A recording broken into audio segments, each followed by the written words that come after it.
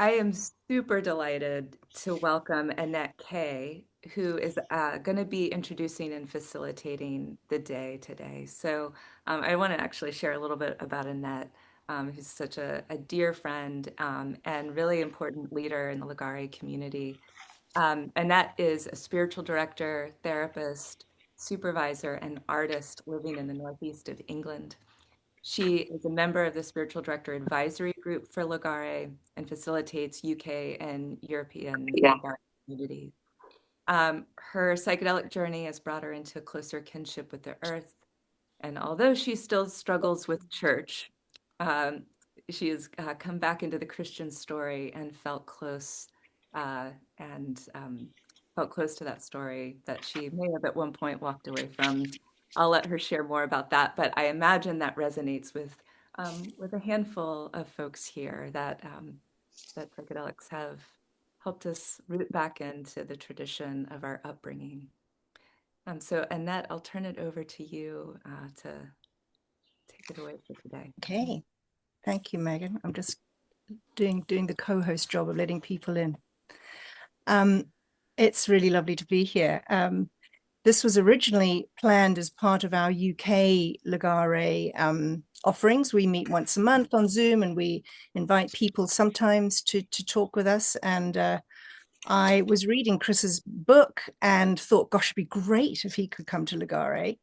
And he's kind enough to have his email address online. So I emailed him and he came back immediately and said, I'd be delighted to.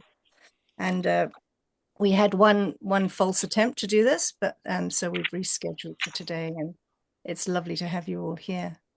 I'm just realizing I've got some people sort of blocking my view as I'm trying to move it. Anyway, here we go. So in our UK meetings, we always start with a little bit of quiet. And I'm going to invite us to do that now. It won't be more than a couple of minutes. And then we'll get into Chris being able to introduce himself and the conversation that we're going to have. So just for a moment, if you settle yourselves just that little bit more into your chair, let yourself relax. We've probably all come in from busy days, whatever time zone we're in. The day will have been full of other things. So let's just try and be here,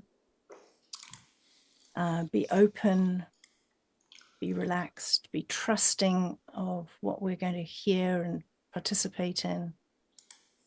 And I have two snippets of the Sufi poets to offer you as we open. And I'll just leave a little quiet in between them. And then we'll get started. Michael. Awesome. Thank you. Is the Mike, drink cup in here? Yeah. If anybody's not muted, could you have a check and just see that you're muted? It's a big help. Thank you. All right, so into this quiet, I'm going to drop this poem by Rumi. There is a community of the spirit.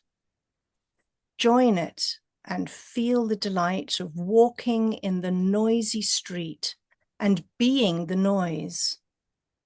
Drink all your passion and be a disgrace. Close both eyes and see with the other eye. Open your hands if you want to be held. Sit down in this circle. Move outside the tangle of fear thinking. Live in silence.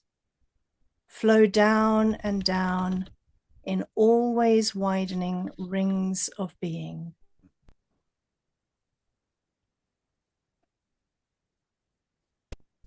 So let that invitation come sit in the circle, just enter and become part of you for a moment.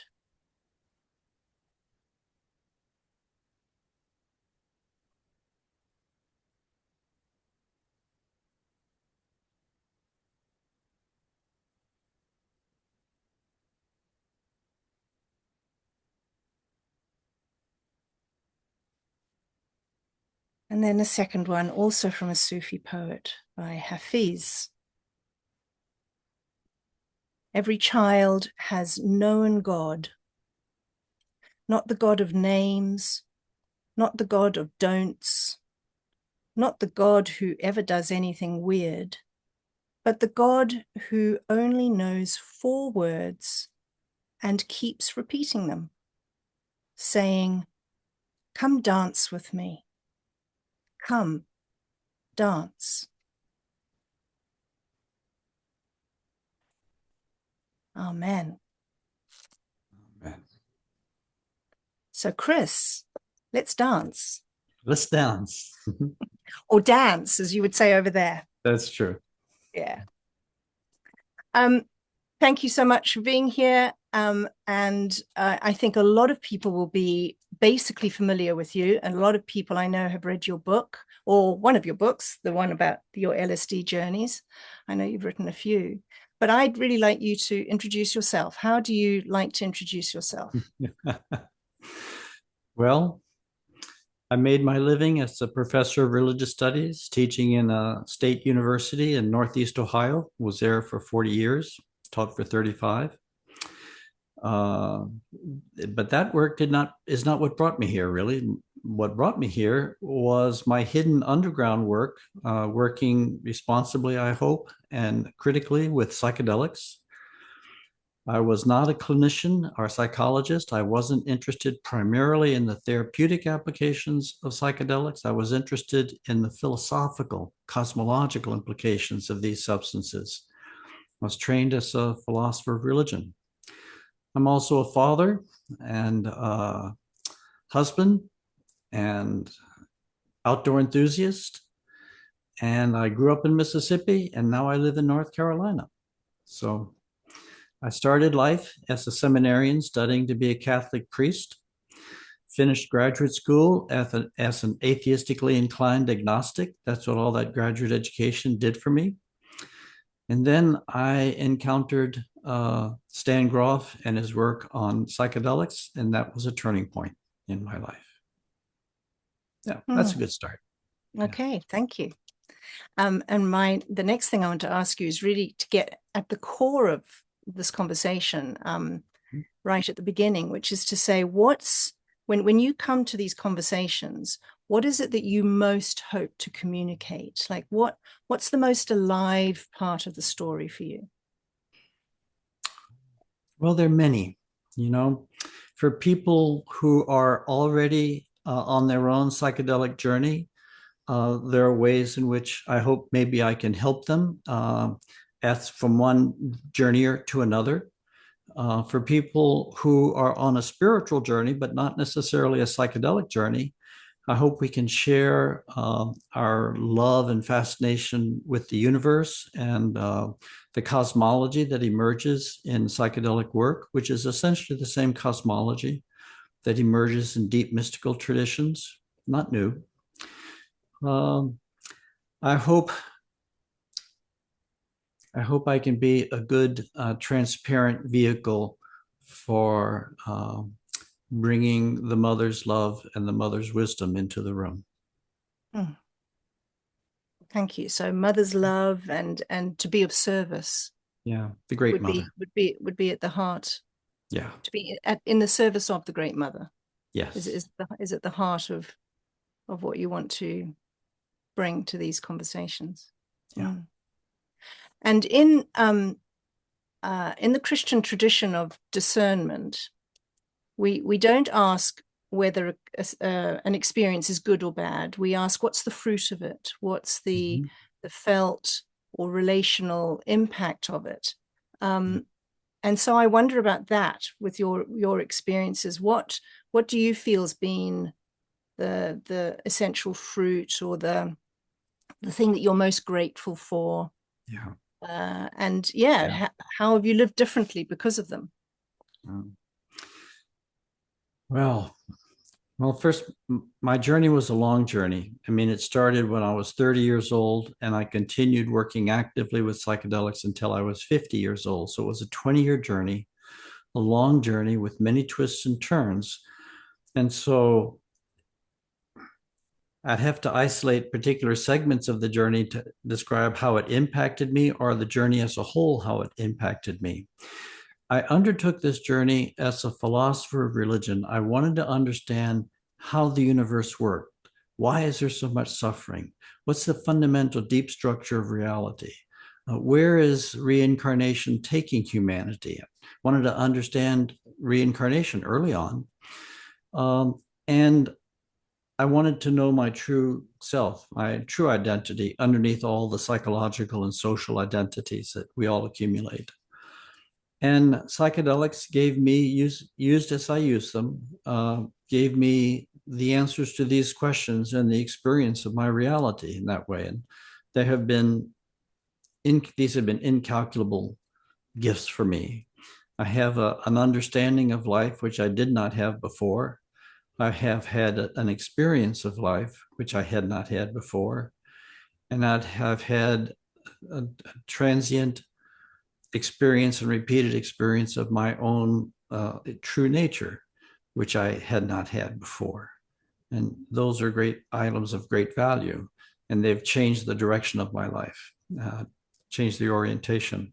When I finished my sessions, Spirit said to me in my meditation, 20 years in, 20 years out.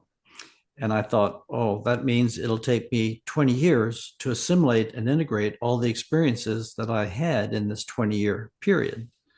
Now I'm past that 20-year point. And my book, LSD and the Mind of the Universe, came out, as it turned out, 20 years after I ended my journey. Now I think that was too optimistic. I think it will take many lifetimes for me to really fully integrate what I experienced on my journey. Mm. Yeah, I found the reincarnation bits of your book among the most interesting bits, because I've been, a good Christian girl and for whom reincarnation was a real no-go area. Yeah. But it's been coming across my path from various places more recently, and the way you talk about it, I found really convincing. It kind of really made sense that there would be, we're all these little individual stories, but actually there's one big story going on. I came away from your book actually saying, and it's been my sort of mantra since then, there's only one thing really going on. Yeah. And it feels to me like your reincarnation, it's like the whole of creation is moving. And I wondered how you found resonance with things like Teilhard de Chardin. And I'm not an expert, but, on his idea of evolving towards it's an open point, isn't it? Yeah. I'm very comfortable. I feel a great kinship with Teilhard de Chardin.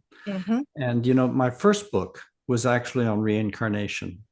And I gather the best of the empirical evidence for reincarnation. And as a philosopher, I'd formed the conclusion that the empirical evidence is overwhelmingly strong. We just have to look at it carefully, impassively, to understand that this is a truth. That doesn't tell us what this truth means. It doesn't tell us, we don't understand so much about reincarnation. We don't understand how it works, the dynamics of it, whatnot.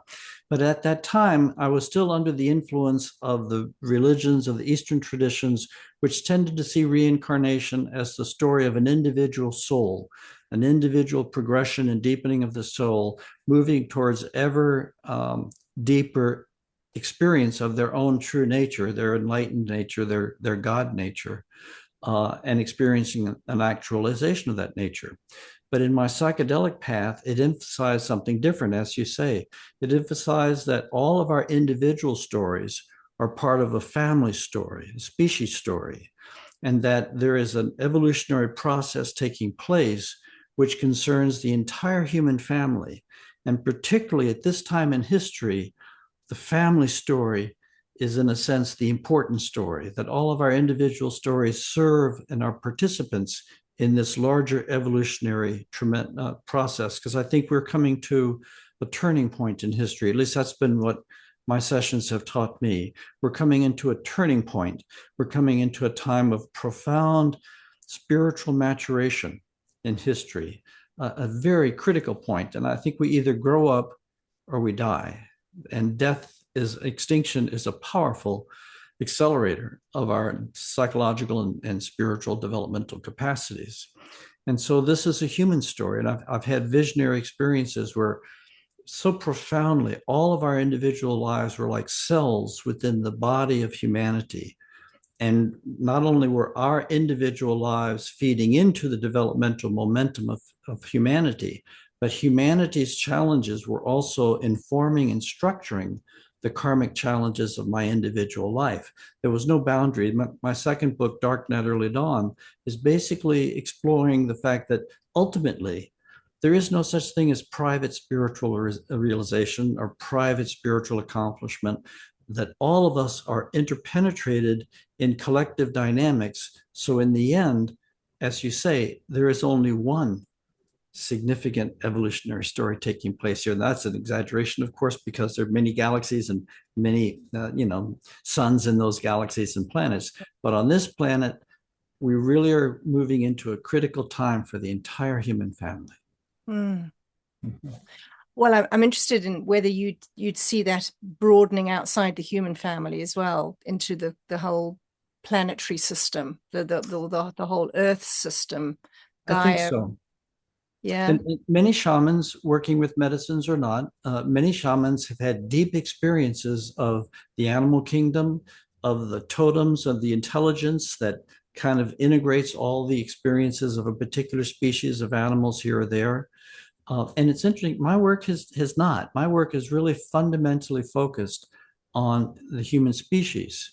And I've been asked this by animal advocates, and I'm quite sympathetic, and I appreciate the shamans whose work does. And I think my work, I've thought about this a lot, and I think the reason my work is focused on human beings is that the human race is the greatest threat to life on this planet. If we can heal the human race, then all the other species on this planet will be made safe. Right now, that we're extinguishing them faster than the extinction that brought down all the great dinosaurs. And most of this is being done by human causes. But if we can heal humanity, if we can awaken humanity to its true purpose and its true destiny, then the animals have nothing to fear from us anymore. Yeah, and I like the idea that perhaps the rest of creation is kind of egging us on here, that there's help to be had from the trees, from the natural systems. That I think so too. Yeah, they're on our side, and they want us to succeed. Yeah. So how do you see all of this resonating with the teachings of Jesus as you understand them? Like, what was he about? And then, what has the church got wrong in how it disseminates his message? I just to say, I was and connected to what you're saying, I was rereading today a quote by Annie Dillard about we shouldn't be wearing straw hats and scarves to church. We should be wearing crash helmets, because that would be the more appropriate headgear. This story is big, and we take it too lightly. So back to Jesus. What do you reckon he was? What did he get? What was he in understanding of? Jesus was my first spiritual teacher. He was my first mentor. And as I came into conscious awareness as a child, Jesus was the embodiment of the highest ideals that I saw, that I aspired to, that I could see there. Later, I've taught world religions for most of my professional life. So I was going around the world every year teaching of the other great spiritual teachers from the world. And I came to understand the collective patterns of all of their teachings. But for me, Jesus, well, what did the early church get wrong? Oh, they did such a good job trying to capture the significance of Jesus's teaching in history, given the available concepts that they had at the time. So they developed a Christology that I think was their best sincere effort to represent the significance of this man in history. Now, I don't think that Christology worked. I think there's a kind of a deeper, richer Christology that can give us easier access to his impact. I tend to see Jesus as an old soul, as they would see in India, that through reincarnation, we become more open, absorb more and more of our divine nature, and manifest more of that divine nature until eventually there are certain beings that radiate the divine so powerfully and so clearly, we use a different set of vocabulary to describe them. We describe them as arahants. We describe them as incarnation of the divine principle. The Hindus have this vision. Even Buddhists have this vision that, a great being, a mahasiddha, a great being, incarnates with such a profound accumulation of wisdom and access to the power, divine power, that it just spills over them. It radiates from them. And naturally, they are so grounded in a deeper experience of life that naturally they speak differently. They don't talk about the things that ordinary people talk about, and they don't think the way ordinary people do. And they challenge us and lift us to the higher potential that's present in all of our natures. So I think of Jesus as the firstborn of the Christians and as leading us by his embodiment of the prototype of what all of us can be if we commit ourselves to it. But it's an actualization which may have a key trigger point in this incarnation, but it's an actualization which is developed and accumulated over many, many lifetimes subsequently. We are constantly growing toward the actualization that Jesus embodied. That's the way I also see the Buddha as a great soul, a great being alive within his context, and Muhammad and Lao Tzu and the other great teachers as great beings who arise in our midst and help us actualize our own potential for greatness, help us wake up to these deep and profound truths. Yeah, he shook things up, didn't he? He shook things up. And I'm thinking of, was it Gandhi who said, I think Christianity is a great thing. It's just a pity it hasn't been tried yet. Yes. And I mean, again, I was brought up with such a set view of it all, that this is the way, the God is, the same yesterday, today, forever. This is it. It won't change. And this is the model we have to follow. And yet, this conversation, as well as others I'm having, is introducing the idea that even Christianity can evolve. It does. It has to. I mean, it has. And of course, we can see in small ways how it has, but that maybe there's a big shift. All the religions of the last axial age, all the religions of the world today, the major religions all came into existence during what scholars call the axial age, 3 to 5,000 years ago. 3 to 5,000 years is only a blink against 3.7 billion years of the evolution of the universe, which is going to be continuing for billions and billions and billions of years more. So no philosophical or theological or religious system can, even the ones that touch deeply into profound truths, are going to be able to capture the full potential, the full intent of the evolving genius of the universe and the divine intelligence that's manifesting itself into the universe.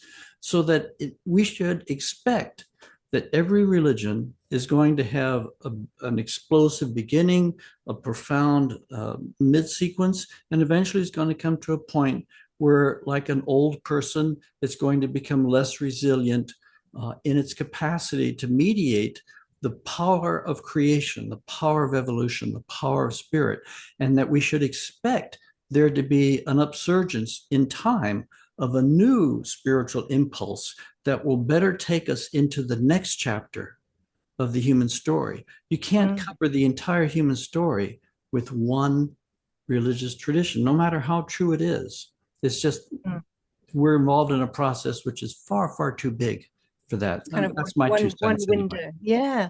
Well, I mean, that brings me on to the subject of your sense of the future human. And I've watched some of your podcasts, and you're always very moved when you talk about this. So can you tell us a bit about that? What's your sense of what the next thing is? Well, I began my psychedelic work with a certain model for what I was doing. And the model was the model of personal transformation.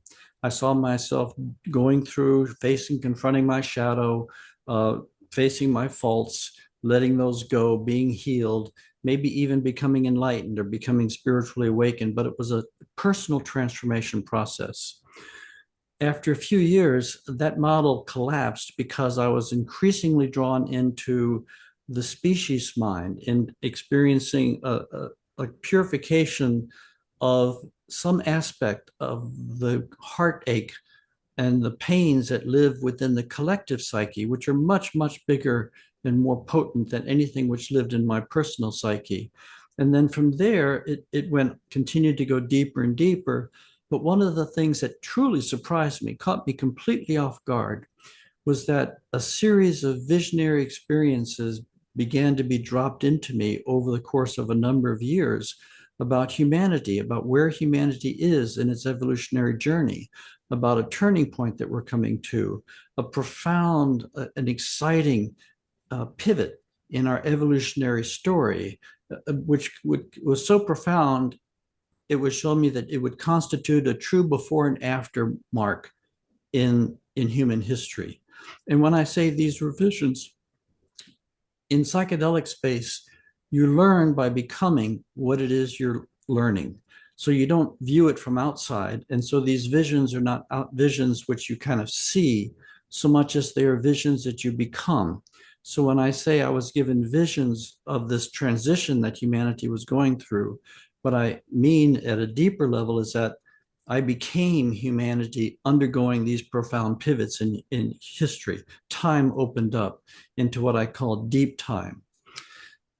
And it showed me that we were coming to this turning point, that there was this profound spiritual awakening that was not primarily focused on individuals. It was focused on the entire human family.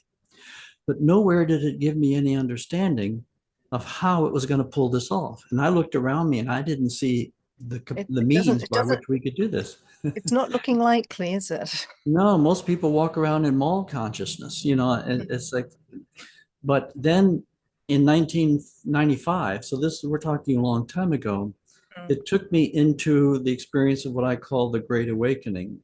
It diffused me into the entire species mind so that Chris Bache was gone and I was living. I know this sounds absurd, but those who If you go haven't through been there, psychedelic yeah. experience, yeah, they'll understand. I was operating as the human species. And in that process, I went through a deep death and rebirth. I went through an historical sequence of events, which I experienced not in detail, but in their fundamental impact on human existence, an unraveling, a decline, a shattering of our civilization as we know it, a deep loss of control of life as we know it, a deep unraveling. And just when it was at its worst, and it looked like this might be an extinction event, the worst passed, and then the storm seemed to recede, and human beings began to pick themselves up and to regather themselves. And when they did, they discovered that they had been profoundly changed by the crisis that they had gone through.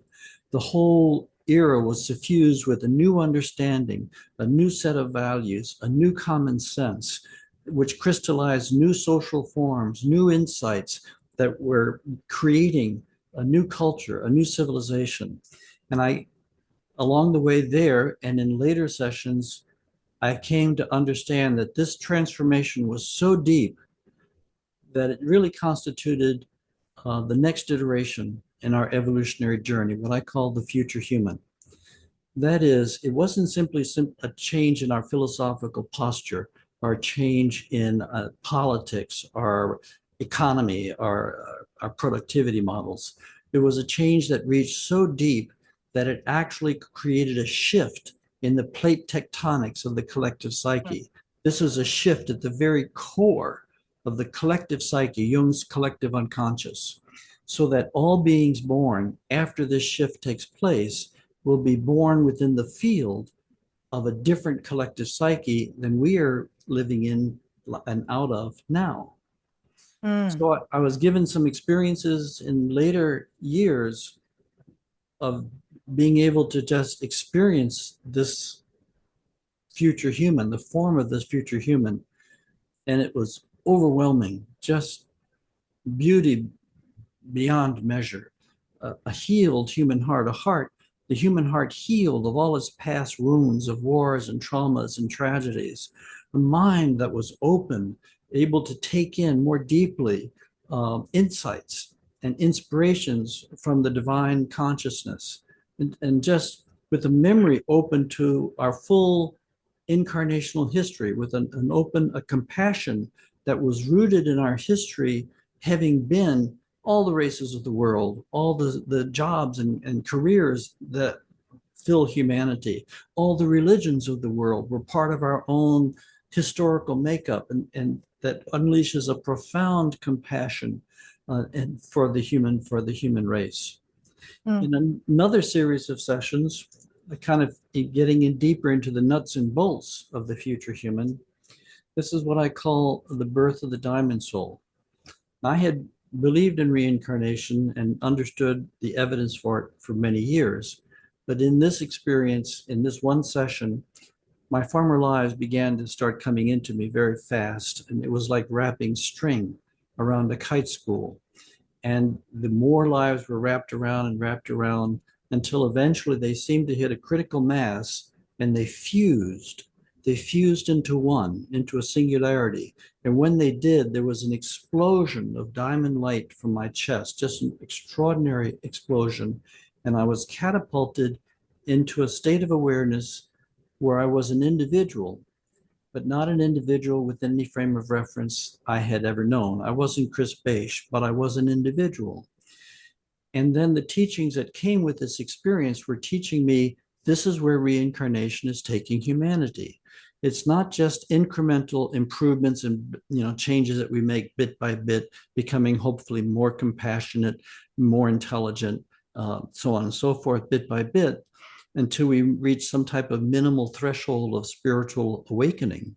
Rather, that there comes a time in this constant, we die, we expand into the soul, we're born, we contract into individual private identity.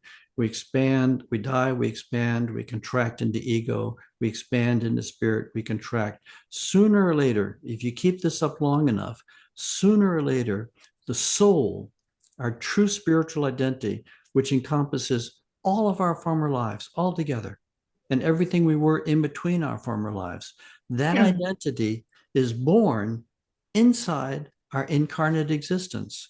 So from that point on, we no longer think of ourselves as 100-year-old beings. We know ourselves to be 100,000-year-old beings. And when we look out the world, we see other beings as 100,000-year-old beings, and we feel our connections with them, our historical connections with them. So that I believe the future human, we don't have to look to sci-fi and any exotic, fantasies about what the future human will be. All we need to do is understand the processes of creation. We have to understand that reincarnation is the higher octave of evolution. Evolution evolves whole species. Reincarnation evolves individuals within certain members of certain species, within all members of certain species. But it's all part of nature's bountiful creativity of amassing more and more experience that activates deeper and deeper functions, which are built into the form that we are. And I think humanity is coming to a time when we are going through a transition where the diamond soul, our spiritual consciousness, is breaking through and waking up inside all of humanity. And I think that we are entering a dark night of the soul, a dark night of our collective soul. In mystical traditions, all of them agree, before you awaken into full mystical realization, there comes a period of very, very deep purgation, purification, where you must confront everything about you which is holding you back, all the little, nickel and dime, shitty little things which are holding us back. And as you let go of those things, you go so deeply till eventually you go through a death rebirth process. And this they call the dark night of the soul. And it's a hard process for most mystics as they go through this. I think we're going through a dark night of our collective soul. This is going to be excruciatingly difficult for the human family. But it is like labor. It is truly a labor. Gestation is long, But labor, water breaks, and it's short and it's intense. It's dangerous. We have been building the future human for thousands and thousands of years. Now it's time to give birth to that being inside time and space. We are entering this period of intense labor where we have to cease to become one type of being and start to become a new kind of being. Just like a baby is a water being and becomes now an air being, an air breathing being. And I think humanity is going through that. And I think that all the great religious teachers, the Jesuses and the Buddhas and the Muhammads of history, have all been in a way teaching the teachings that are preparing us and helping us make this transition of awakening into our full divine consciousness. So many things sparking off. A couple of kind of small things, thoughts that one is, I'm thinking of the scripture that says, I will replace your heart of stone with a heart of flesh, which seems to me it kind of echoes what you're saying, that this is what we're all undergoing. Also that there's something, what's happening is is accumulation of everything that was past, but together it creates something new. A bit like my partner who's here on the call was a chemist. So some kind of, you put chemicals together and something new happens. And I'm so not a scientist. That's as far as I can go with that. What was the other thought? I was thinking about Einstein. I was traveling in Europe last week with my daughter, and we went to Einstein's apartment in Bern, where he worked in the patent office there and discovered his general law theory of relativity. But and it was when I was reading your book, I was also reminded that I think he's known for saying that we only use 10% of our brain. So I'm wondering, whether psychedelics kind of let us into more, to a little bit of that 90% that's unused, but also whether the future human is sort of living there, or it's lying in wait. The rest of our capacity is sort of lying in wait for this to happen. I think it is. And it's lying in wait because it's been, again, gestating for thousands and thousands of years. And so in some way, you might think of it as it is inside us, the way our future life is inside a fetus as it's coming to maturation. It's there, it's being activated, and it's coming into being. I think very much that, go ahead. Yeah, and then it occurs to me that life offers us these opportunities to practice this in a way.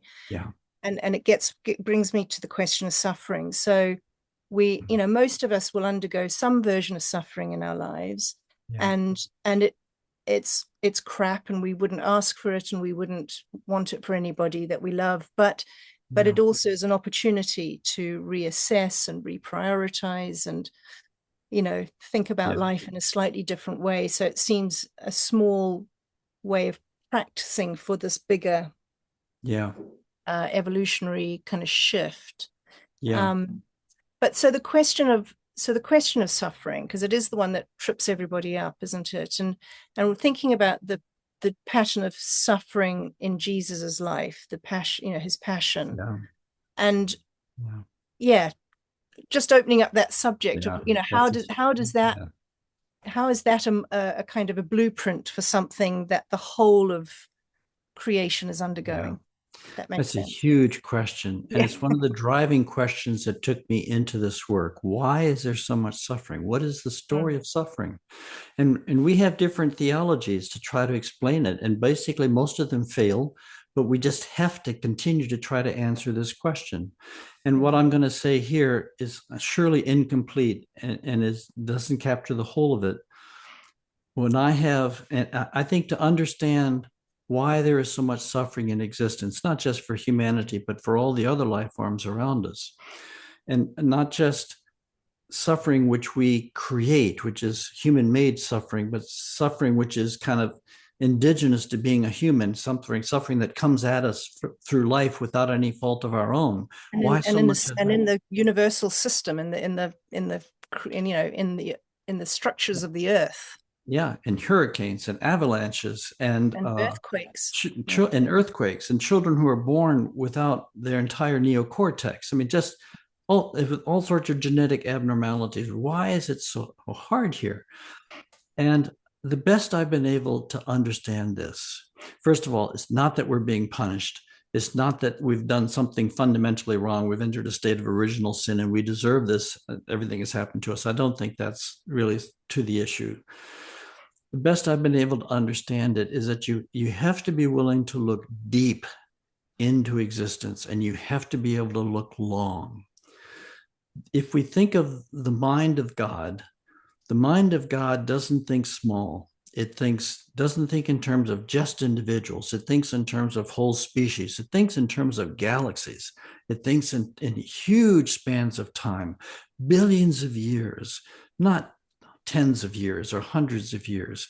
And if we want to complain and think we could have done it better if we were God, we could have created a better earth with less suffering and a better life for conditions, that assumes we understand what God is trying to bring about.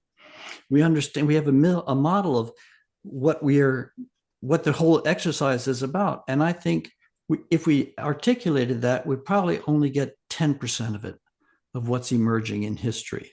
I think there is a magnificence to the human project, to what a human being is becoming.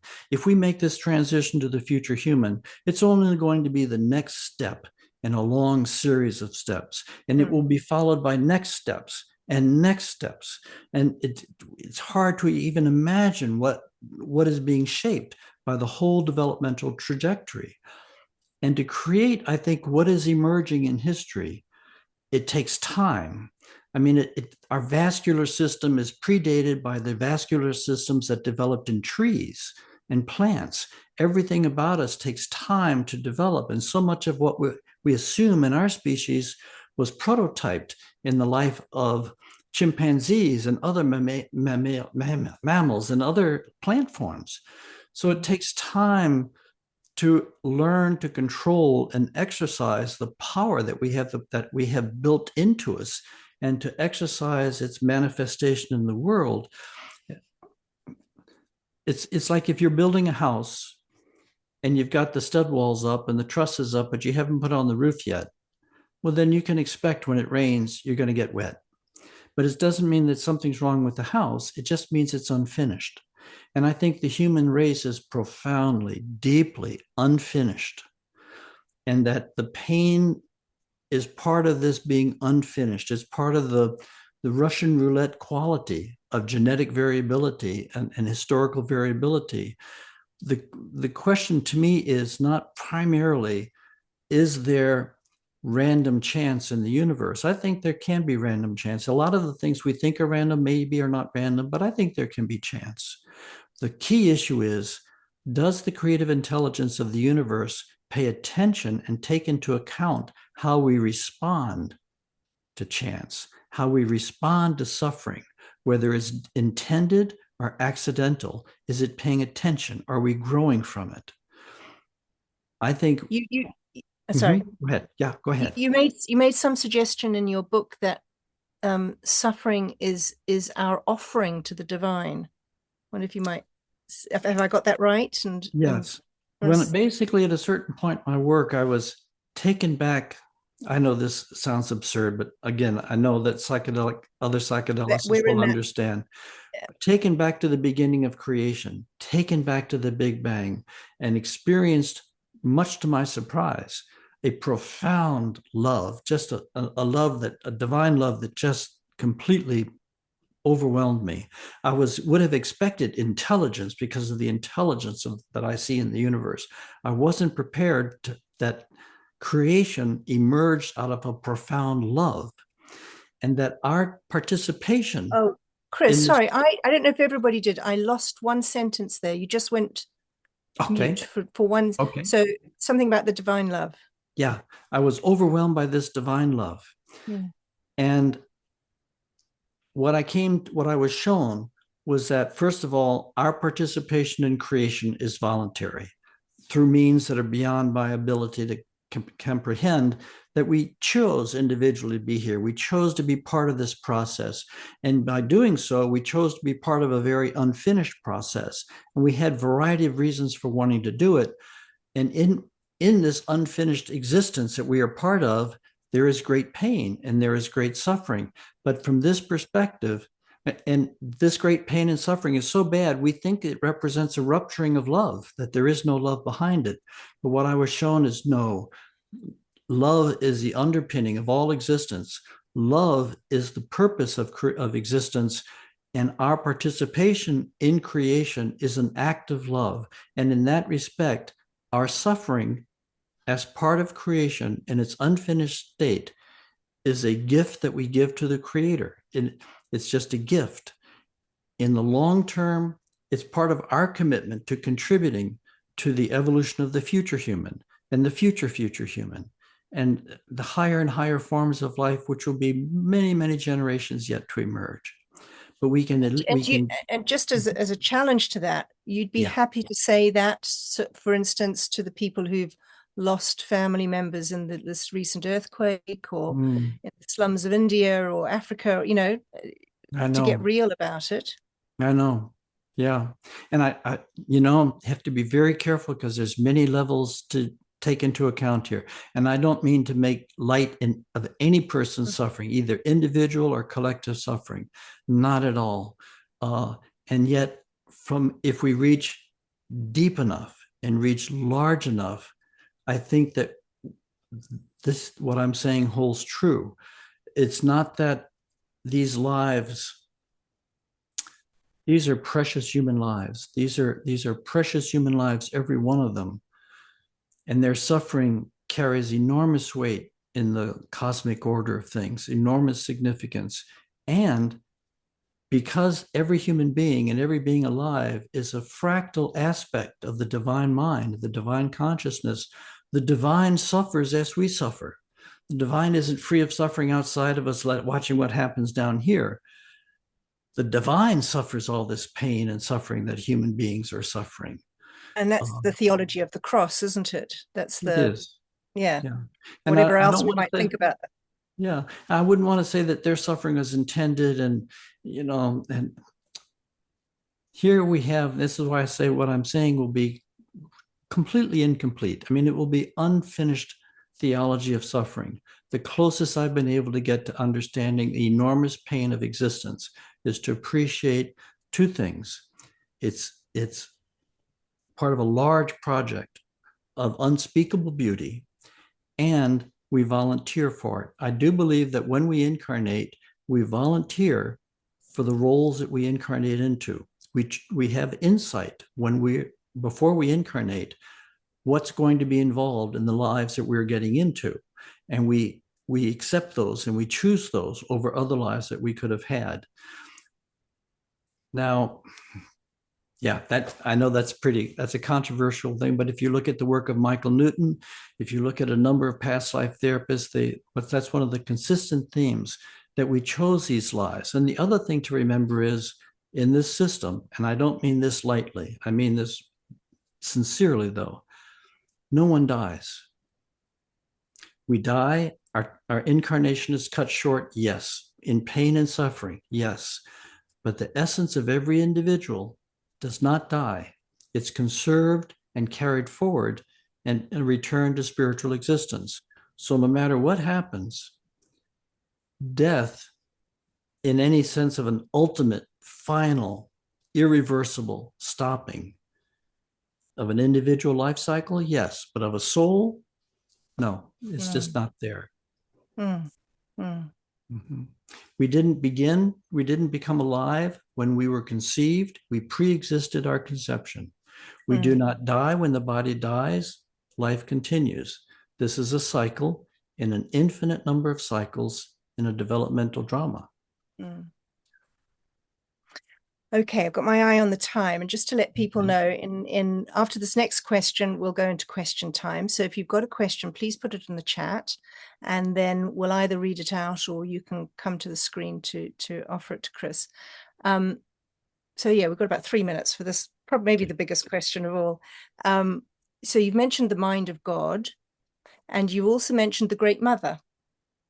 So I wonder what your and the big story and the creative consciousness, and maybe they're all different names for the same thing, but I wonder for you personally, what is the God that you live with, or the divine that you live with? Well, my divine is the intelligence that gave birth to the universe and the intelligence that lives in the universe. It is inseparable from creation at one hand, and also is the source of creation at the other hand. And I find it more comfortable to refer to this incarnate existence as the Divine Mother. In one experience, I was taken back to the origin of creation, and I experienced this divine love out of which creation flowed. And I experienced a primal unity that divided into two parts. One part of the divine stayed transcendent. The other part of the divine manifests the physical universe and was the divine that was incarnating in the physical universe and manifesting galaxies and planets and life and so on. The part that remained transient, or the transcendent divine, struck me as having a more feminine, more masculine quality. The incarnating divine, the immanent divine, the manifest divine felt to me more of a feminine quality, the mother generative of earth, of all life. And so for me, the divine that I serve, of course, is both. And I don't think there's really gender in the divine. This is all labels that we use. But more narrowly, the divine that I am a servant of the Great Mother. Whatever she asks is what I try to do.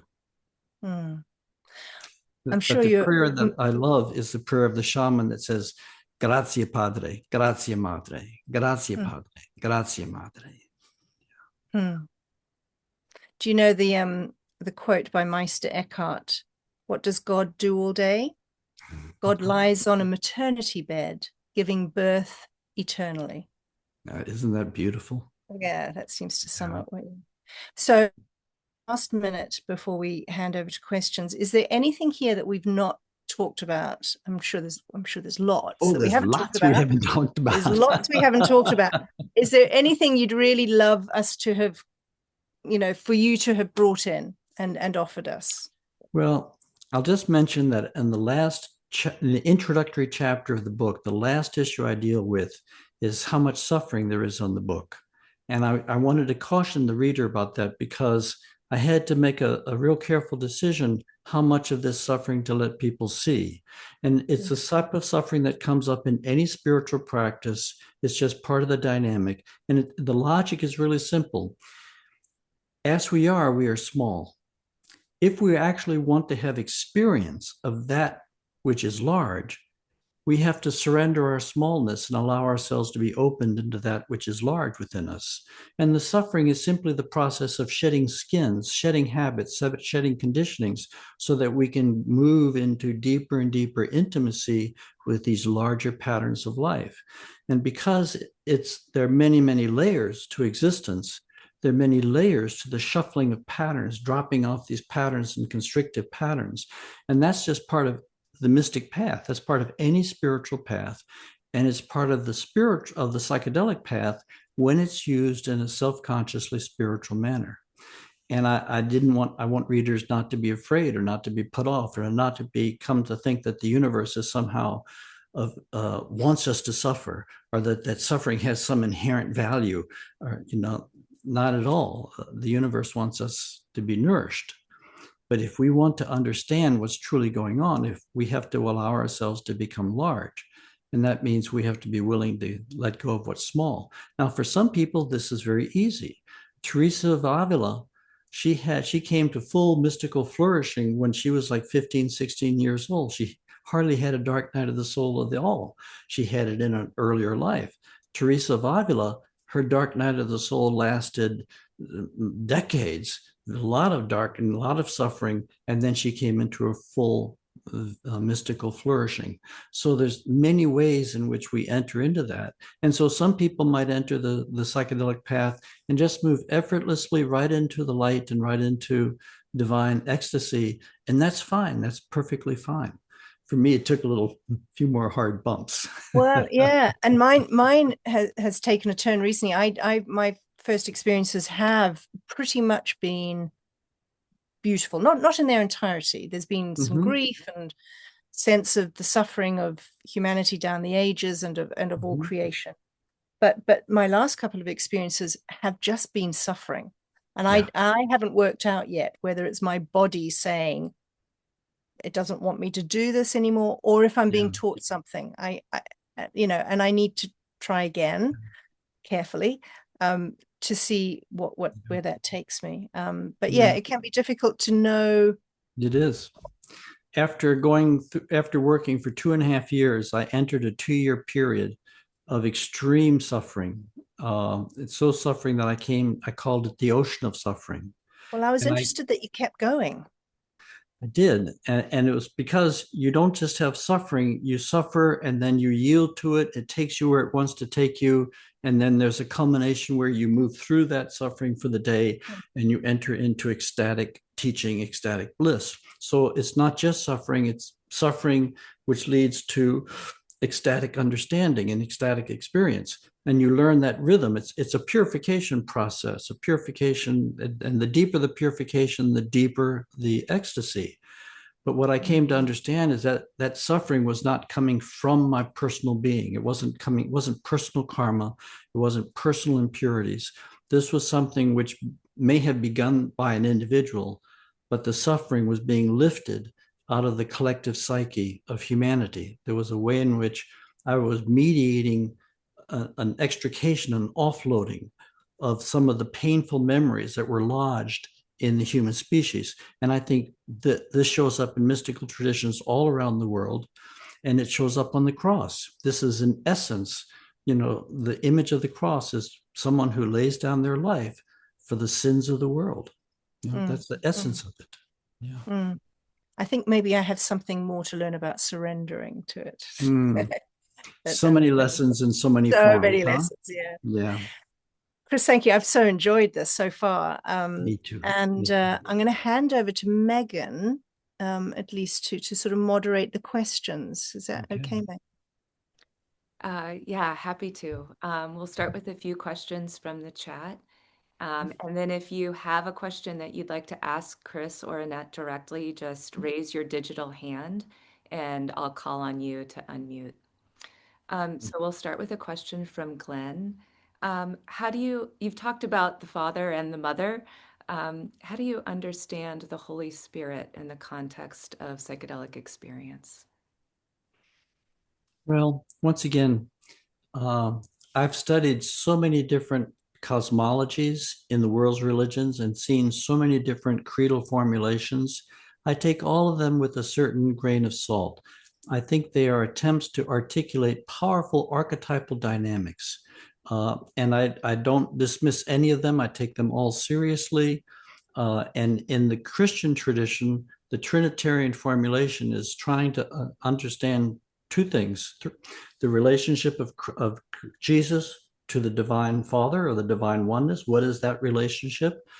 And that understanding of that relationship gave birth to an understanding of the Holy Spirit, which is both the continuation of the power of Christ after Jesus's body is gone, and it's also kind of a living dynamic of our individual relationship to the higher God the Father or the higher source of all existence. So it's not human. It's represented by light. It's represented by a bird, but it's not human. Jesus is human, divine human. The Father is transcendent of human, and that dynamic relationship. So to me, the Holy Spirit is not so much about a being, it's about the life of the divine that runs through all existence, that runs through every being that's alive, every ant, every bird, every human being. That is the life of the divine that runs through all things. That's how I relate to it. Thank you, Chris. And I it's heard the it said field, the field or the soup that we Feel. swim in. Yeah. Yeah. It's like I the air heard we breathe. recently that the Trinity is the particularly Christian way of holding duality and non-duality, that we, Mm-hmm. yeah, our unity and our relationship. And Yeah, uh, that's a good way of putting it. Yeah. Why didn't I think of that? I think you did. I was just summarizing. Let's see. So you mentioned earlier that the reason you focus on the human is that we're such a threat right now. But there's a question in the chat which is pushing a little further on, would it not help to heal if we saw the family relations in the more than human world as part is really central to our relationality? I want to pull back a little bit. And maybe frame it this way. Um, is there something that you think is unique about the human in the place of the cosmos? And I'm thinking, Buddhism says, hey, you've hit the jackpot if you got a human birth. And Mhm. we think of concepts like the world tree in terms of humanity's place in the universe. So I Yeah. was wondering how you hold the more than human world with the specialness of being human. Yeah. First, I want to say that I have friends who are serious psychedelicists, and they have done tremendously powerful healing work with animal and plant kingdoms, and they've received many blessings from animal and plant kingdoms. And I think that can be a very powerful part of working with psychedelics, is to open yourself up to this family, which is bigger than the human family and even bigger than the earth family, but just keep it just on earth, that we are a member of this family. And the shaman comes out of psychedelic trance and shouts, all my relations, the cry that comes from the heart, all my relations. That's a powerful affirmation of the oneness of all existence. And that's a very healing thing. So in terms of what is a human role in all of this, I tend not to think in terms of uniqueness makes us special. That's kind of like left-handed people are more special or less special than right-handed people, or we're more Definitely special than more dolphins. special. More special. And see, one of the things that psychedelics do has opened me up to such vast expanses of time and vast expanses of space, and it makes me very sensitive to the fact that we have 2 trillion plus galaxies in the universe that we know of, that we're counting, and we have billions of stars in each galaxy and thousands of suns, of planets around some of these stars. So I just assume that there's a plurality of life forms. And so anything that we might measure what is unique about a human being on Earth, it just pales into insignificance against the manifold quality of life throughout the entire universe.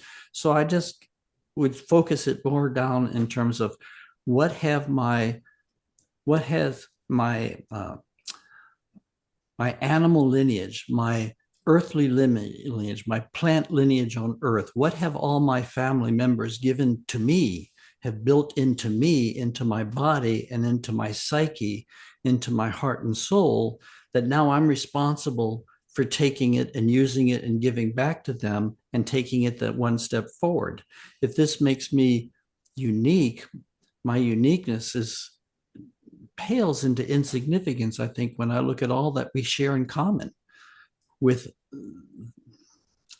the world of the four-footed and the two-legged and the winged creatures and the finned creatures of the world. It's just, I love to see the family as a much more complex, colorful family that I'm proud to be part of. Yeah. It almost sounds like you're saying that if there is any uniqueness, it's in our responsibility to be in relationship. I don't know if you would say that. Yeah, I think that's true. I mean, my experience is that the essence of my being is divine. And the essence of every other being in existence, no matter how large or how small, is actually the same. It is the divine. The Hindu term is Atman, essence of the individual, is Brahman, the essence of the totality. That's true for everything. And when one experiences the essence of your individuality deeply, you experience a profound oneness with all of life. Now you're responsible for living with that awareness and bringing it into form as best as you can. And so uniqueness maybe is unique in the sense it reflects your experience, the depth of your spiritual experience. Now, can you bring this forward and bring it into the world? Thank you. Peg, you have your hand raised. You want to unmute? Sure. Hey, thanks so much. It's great to be here with you, Chris, and everybody else. My question really focuses on your most recent second edition of the Living Classroom. I think it's a brilliant update on your first book, really talking about collective intelligence, particularly in the psychedelic space. I know you weren't doing psychedelics in the classroom. You were noticing a collective intelligence that was happening in the classroom while you were doing psychedelics individually, even though the students didn't know that. However, you update that in the second edition. My question is really this: is I'm in Vancouver and I'm part of a nonprofit that's running group psychedelic retreats. We have done about 1,300 people through our model now, and we have 2 clinical trials, one in Canada and one at Exeter University, looking at collective intelligence in group psychedelic journeys. Our model preps people for 8 weeks and then brings them and drops them all into a group space doing psilocybin. I haven't seen anything close to what I'm experiencing in the groups that I've seen in all of the individual therapy, and I've done hundreds. When people trip in a group, something dramatically different happens. There's a stabilized field that gets created that I don't know how to put words to, and no one's doing research on it. The only people I've seen talk about it is Rupert Sheldrake, his morphic resonance, and your book, Living Classroom. No university has studied group psychedelic trips, and yet I think what I'm seeing in the lab, because I've seen it 1,200 times now, is absolutely brilliant because it stabilizes the nervous system and allows people to go to a level of depth spiritually and psycho wise that they can't do on an individual therapeutic level with their Yeah. therapist. Can you comment on this? Because I don't know how to explain what I'm seeing, and you're one of the only people that have ever written on it. Yeah. Well, thank you for your kind words for my work. And I think you're absolutely right. And psychedelics are irrelevant to this process, but when they're introduced, they potentiate this process because psychedelics are simply amplifiers of consciousness. So what we're looking at is the very nature of consciousness itself, whether psychedelics are involved at all. So groups generate an energy field. Individual mind fields are affected by the energy of a group field. And when you then amplify this group field, let's say with just drumming, or you amplify it with repetition, so you meet every week for 5 years, and so this energy getting stronger and stronger, a newcomer into this group is impacted not only by the energy formed by the people in the room tonight, but it's impacted by the morphic field, which accumulates all the learning of all the people who have been entering this group and creating these experiences and contributing to the morphic field of this group. This is very powerful, and all spiritual traditions have recognized this. All spiritual traditions recognize that when individuals practice together, when they enter into prayer together, when they say the rosary together, when they meditate together, there is an energy which is greater than these individuals kind of practicing by themselves separately. So that energy accelerates our individual development, accelerates our dropping of our resistance and entering into deeper rapport. And that's all I'm really pointing to in the Living Classroom. I'm pointing to 2 things: the energetic resonance that was triggered between myself and individual students, that states of consciousness are contagious. Heightened states of consciousness, awakened states of consciousness are contagious, just like hate is contagious and violence is contagious. The second thing is that groups generate collective fields, and these collective fields actually outlive the group that generated them. So my students are disappearing semester after semester after semester, but my courses were creating fields that were persisting and getting stronger year by year. So what we're looking at is a whole new kind of quantum psychology, a whole new of appreciating the ways in which intentionality in groups can be focused and potentiated, not to suffocate the individual, but actually the irony is it liberates individuality because when an individual is activated by the group, it actually brings out their creativity. It brings out their individual potential to greater fulfillment. Yeah.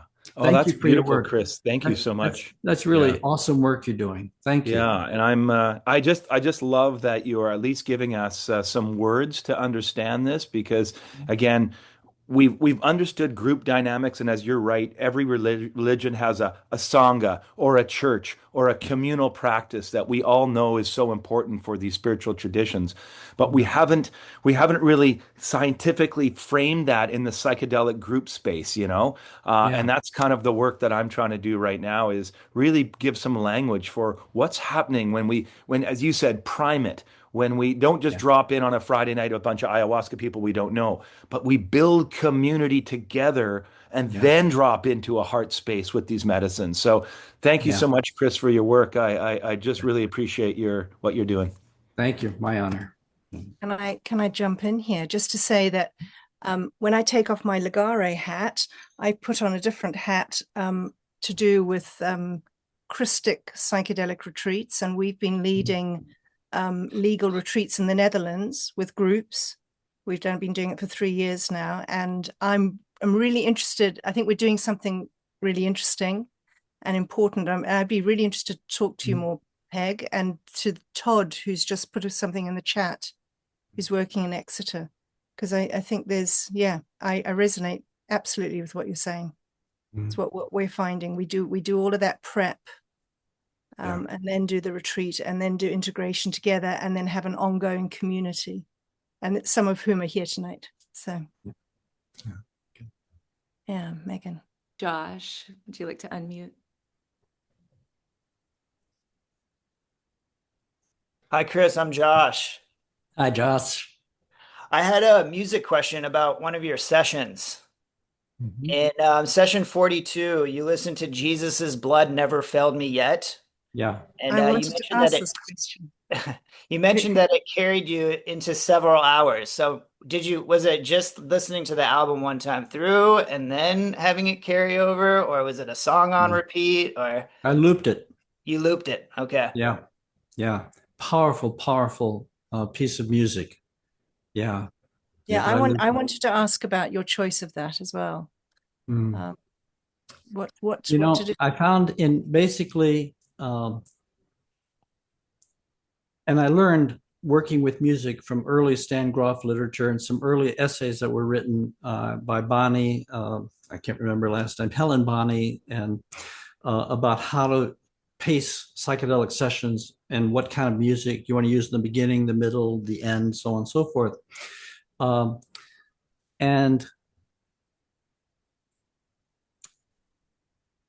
I found that music is very powerful, especially if you're working with a very powerful psychedelic like LSD and evocative psychedelic. I found that music supports the undifferentiated engagement. It allows you to ride the forces that are rising up within you, to ride them and let go of your conventional ways of thinking, conventional ways of feeling and hearing. So you're never using music that's familiar.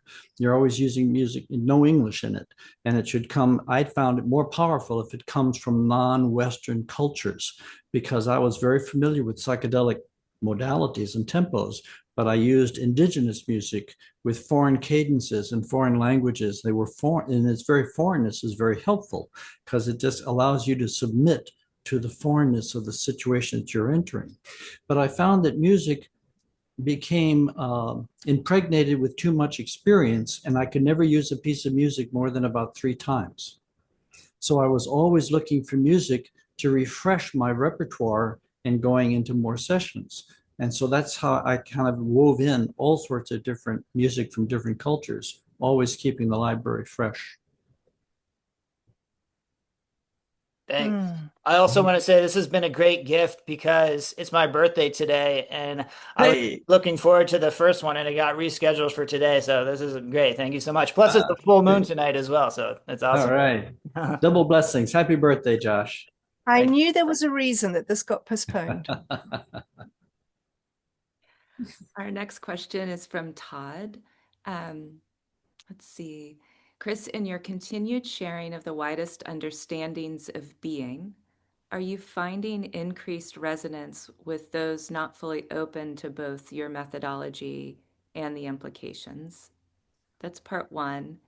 And in part two is, are you okay with sharing with Teilhard de Chardin the designation Pilgrim from the Future? Pilgrim from Pilgrim from the Future. Pilgrim from the Future. Well, I always, when I start to answer a question, I'll lose track of the other one. So I'm going to answer the second one first, and then you'll have to remind me of the first part. Um, I take refuge in some ways in Black Elk, because when Black Elk was 10 years old, he had this visionary experience where he was given visions of the fate of the Lakota people. And so he was a 10-year-old boy, and it scared him so badly, he didn't talk about them for years. But he wasn't from the future, but the visions were from the future, and they were entrusted to him to share with the people. And in this respect, I mean, I'm not a future being, but I've been given a certain experience of future events, what really feel to me not like projections and not like fantasies, but they feel to me rock hard experiences of a highly probable future. Um, and so they live in me, and they have made me both a stranger and a friend to my present time in history, because most people don't have knowledge of future events. And if you have knowledge of future events, um, that's not something you can share with many people. Now, to the first part, I think if I remember it, I have found more and more people, and not necessarily limited to psychedelic people, interested in having the kind of conversations that I want to have because of my psychedelic experience. About almost half the mail I get around my work comes from people who'll say something like, I've never done psychedelics, but I know exactly what you're talking about. I've had a serious contemplative meditation practice for 40 years, and it's taken me into some of the same territory. So some of the people who write are very psychedelically experienced. Some of the people are not, but very spiritually experienced. But what we all have is a hunger and a longing to understand the deeper processes of life and the deeper dynamics of our lives and our deeper nature. And that's a shared thing. I also think that I have found that I thought that the tremors of this unraveling were probably going to take place after I died, and I wouldn't be part of it. But now I think in the last 10 years, I've seen that these tremors are beginning. We're only in the early stages, but the shock waves, the destabilization, the questioning of traditional values, the kind of attack on the fundamental structures of our civilization, and the rejection of science, the rejection of knowledge, and therefore the postponement of adaptive change and the intensification of the confrontation with change and global climate change, that this is signaling that these processes are starting. We're a long way from their reaching their peak, but they are starting. And I think other people are aware of this too. They sense that there is a profound instability afoot in the land. And therefore, when I speak about the instability of the dark night of our collective soul, they say, that makes sense, that this is part of a deeper unraveling. And it's an unraveling which has a positive outcome if we can see it through to completion. It's not a meaningless unraveling. It's not just a brutalization of life. There is a deeper work afoot, and they respond to the idea that there is a deeper work afoot and that they can positively contribute to this work. This is our calling as in our higher calling as human beings at this time in history. All of us, I believe every human being alive chose to be alive at this time in history, knowing to some degree what was coming, what was happening. And they chose to be part of it. And then when they hear somebody invite them to that understanding, it touches a nerve in their memory. They understand, and they choose to be part of it consciously, not just unconsciously. So I find, a greater receptivity. Yeah. Thank you. Chris, thank you for joining us. This is another question. In reading Diamonds from Heaven, I was interested to hear that many of your journeys took place while married, yet your spouse was not interested or not supportive of this journey. Yeah. I'm not sure how many of your journeys were solo or in a group, but I'm curious to get your perspective about how solo versus group journeys with a spouse can impact the experience, particularly in the transpersonal domain. Yeah. All of my, what I consider my serious work, the LSD work, all of that work was solo work. I mean, I was always attended by my wife, who was a clinical psychologist. She was a sitter and took care of me during all of those settings, but I was working solo. In other contexts, I've done ayahuasca work with groups, with communities. I've done psilocybin work with other partners, later partners. But in the 20 years when I was doing my psychedelic work, Carol, my wife then, she didn't feel a calling to do this work. She was a natural mystic in a way. And subsequently, she has, after our separation, after 25 years of marriage, she has completed her 3-year solitary retreat under her teacher in Santa Fe. So she's a serious meditative, contemplative, a serious practitioner, but she just wasn't, the psychedelic path did not call her. And I have great respect for her spiritual wisdom and her spiritual presence. So I think it's important that we follow our own calling. I mean, I followed Carol into Vajrayana Buddhism, and I learned many beneficial practices from Vajrayana Buddhism. I drew many practices from my Christian background in my years in Catholic tradition and in years in the seminary. And I've worked in groups and individually, and each of them has a certain advantage and a certain set of disadvantages.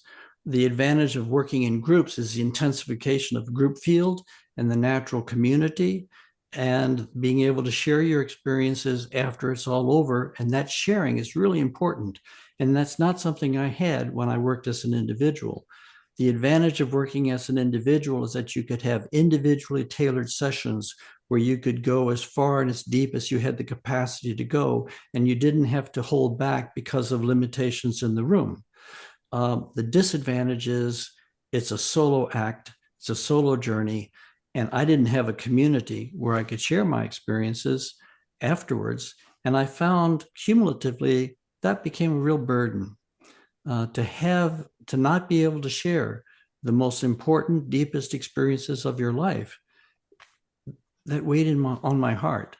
And it was only really with the publication of Dark Night, Early Dawn when I began to teach in California and have access to graduate students who were psychedelically initiated, but especially when I wrote LSD in the Mind of the Universe, and I basically came out of the psychedelic closet and began to be invited to have conversations like the conversation we're having today, that all of that weight fell away, because now I'm able to be who I am completely. I am a professor and I'm a psychonaut, and I don't have to hide that anymore.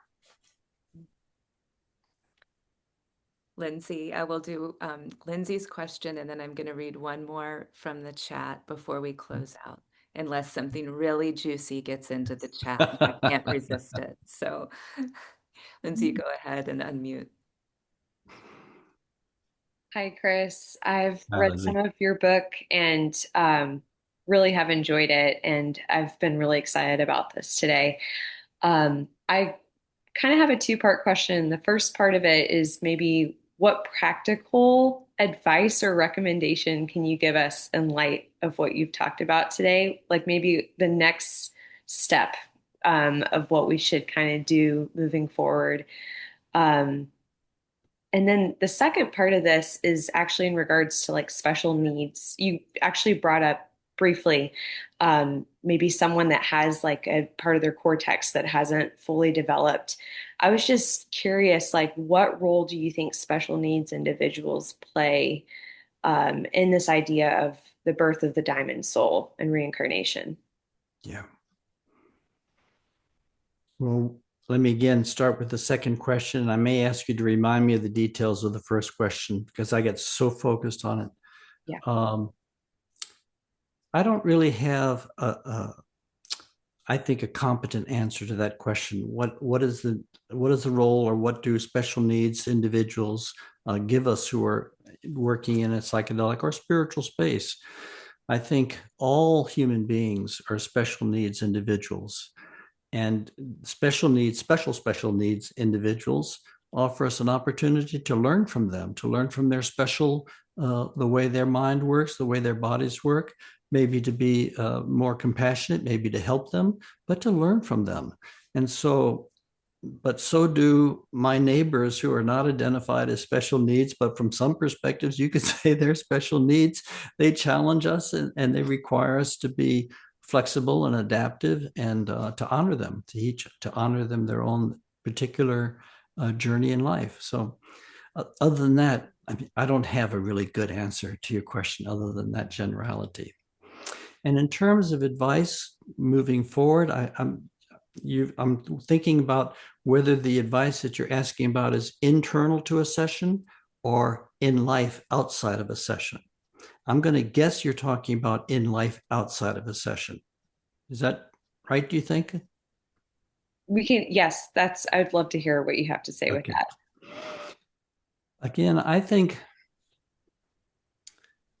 the way I understand life is we chose the life that we incarnated into. And this life has a certain a probability, a life script. That's what I learned from reading all the volumes that I've read on past life therapy. There's a life script, not a definitive, deterministic outcome of events, but a series of probabilities and potentials and allies that are kind of embedded in the script of our life. And to me, the most difficult, the real difficult question is not what should I do. As I become more aware, as I see the challenges arising in history, the most difficult question is not what should I do. The most difficult question is, will I have the courage to do what I know can be done? And that's a matter of sort of looking around and owning your life, owning the potential which is built into your body, into your mind, and in your circumstances. What is at hand? What is that allows you to make a significant contribution to this world?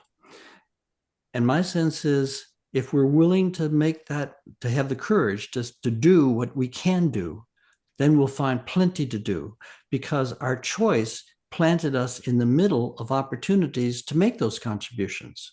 I'm a teacher. I'm not a doctor. A doctor would have doctor opportunities to make this contribution. A politician has politician opportunities to make a contribution. A great athlete has great athlete possibilities to contribute to this whole movement. So it's really a matter of looking for the hidden resources that are buried in your life and in your circumstances, and asking yourself, what is it that feels most resonant with me, with my deepest calling, and then having the courage to pick it up and get to it. And if it doesn't work out, or you change your mind and you find that there's something even better later, go do it, change it, do it later. Yeah. Thank you for the questions. Really Thank good you questions. so much. I really liked your answer. Thank you so much. Yeah. Okay, I'm going to read this from John and then end on some words of thanks. Chris, you and I have communicated before. This presentation helped me to understand much better your experience, what your experience has revealed, than my reading of your book. Deep thanks for your work. My own experience of 25 years allows me to track your narrative and to resonate completely with it. And so I think that expresses what a lot of us here are feeling today. I want to thank Chris, both you and Annette, for really working in a spirit of service to those who are exploring psychedelics in the way that you lead, in the way that you share your wisdom from a place that is grounded um, and cognizant of the burdens and the sufferings of this life, and not avoidant of them. So thank you for bringing that in today. Thank you. I thank that questioner very much for their kind words and kind thoughts. And I do want to say, and I'm sure Annette would feel the same way, it's an honor. It's a true honor to be of service in this way. Yeah, and thank you from me. This has been a pleasure, a privilege, and I've just enjoyed it. So thank you. Go forth into the world in peace. Be of good courage. Hold fast that which is good. Render to no one evil for evil. Support the faint-hearted. Uplift the weak. Honor all people. Love and serve the Lord, rejoicing in the power of the Holy Spirit and the blessing of God Almighty, the Creator, Redeemer, and Sustainer. Bless, preserve, and keep you this day and forever. Amen. Everyone, thank you for joining us. Have a lovely day. Look forward to seeing you next month. Okay. Thank you. Bye, Bye-bye. everybody. Much love.